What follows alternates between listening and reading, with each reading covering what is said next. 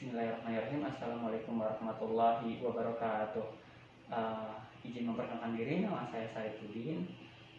Saya mahasiswa program Pasca Sarjana Uniba 2019.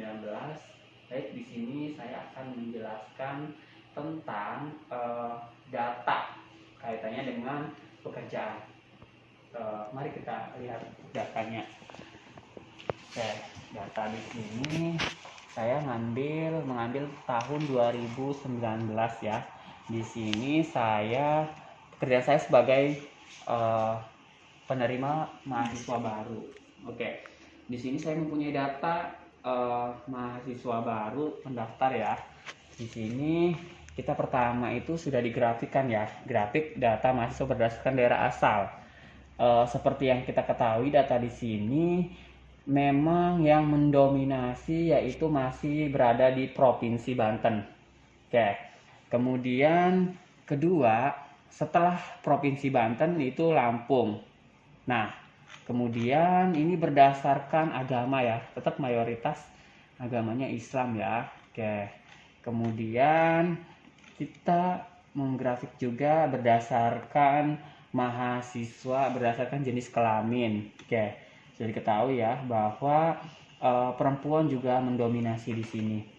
Kemudian di sini berdasarkan jurusan.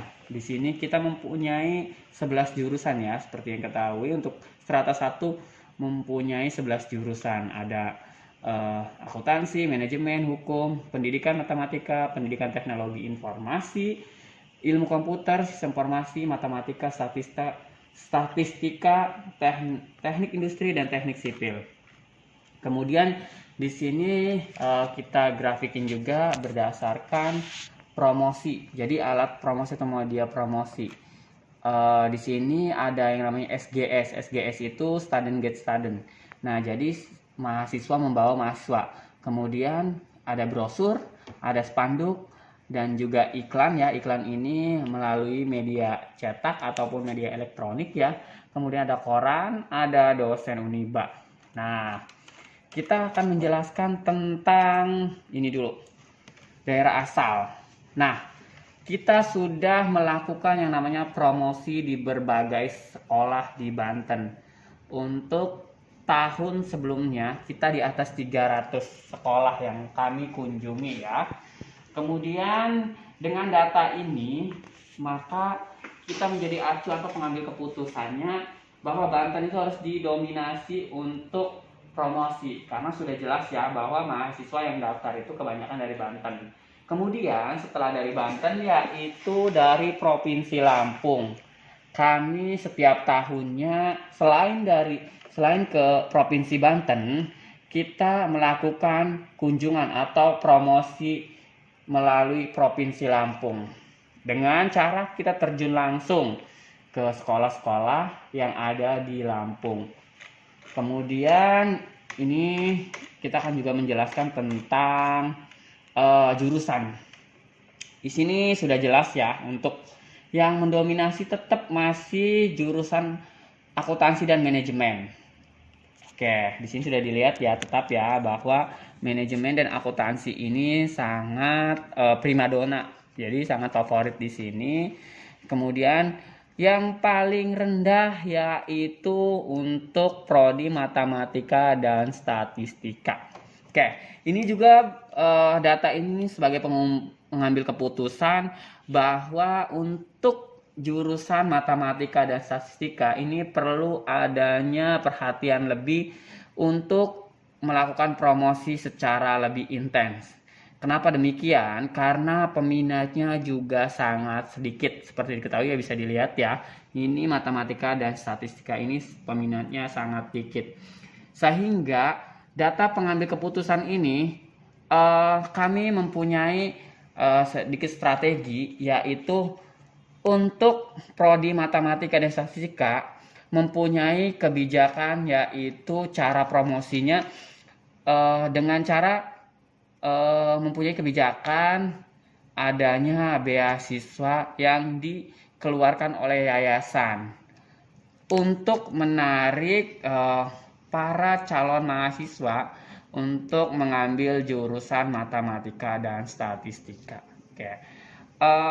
Ini juga menjadi acuan juga bahwa jurusan lain juga sudah mulai meningkat ya untuk jurusan hukum.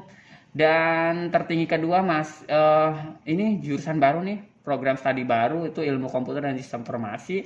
Ini juga sangat lumayan banyak ya. Dia ini tertinggi kedua ya untuk ilmu komputer dan sistem informasi. Kemudian ini saya akan menjelaskan tentang grafik data mahasiswa berdasarkan alat promosi. Oke, kita akan menjelaskan bahwa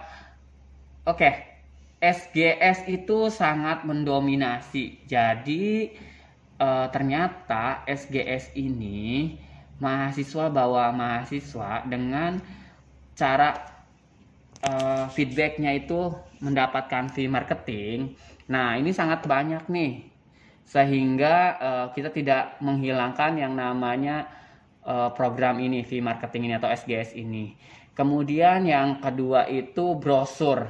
Jadi seperti yang diketahui ya, ketika kita melakukan kunjungan ke sekolahan, ke sekolah-sekolah, kami menyebarkan brosur. Jadi berdasarkan angket ini tertinggi kedua yaitu brosur. Kemudian ada spanduk.